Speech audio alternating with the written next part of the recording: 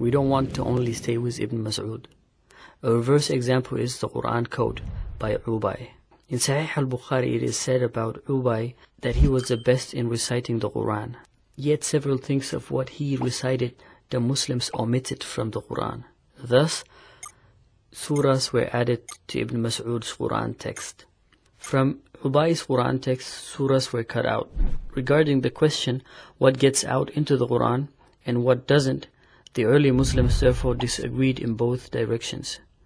Today's Quran has 114 surahs. Ubay's contained 2 additional surahs, thus in total 116 surahs. We learned that from various sources. Some are not rated as authentic by Muslims, yet others are. We read from Sahih al-Bukhari, our best Quran reciter is Ubay, and our best judge is Ali. And in spite of this, we leave some of the statements of Ubay because of Ubay says, I do not leave anything that I have heard from Allah's apostle. And then he cites from Surah 2, verse 106 that Allah causes verses to be forgotten, and that Allah adds better verses. That means that the one who was able to recite the Quran the best, Ubay, had a different version of the Quran.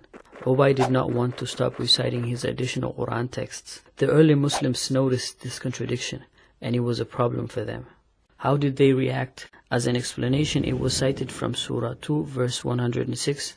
That is, Allah who abrogates verses or causes them to be forgotten, and adds better ones. Some Muslims talk about abrogation here. You can read a lot about this on the internet. But was it truly Allah's will, or the will of several people, that these verses did not make it to the Quran? In the 114 surahs of today's Quran, we do not read about Ubay's verses being preserved.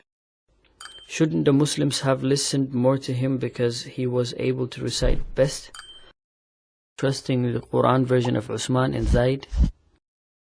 It is also not possible to talk about Quran texts being forgotten here, because Ubay, Umar, and others still remember them.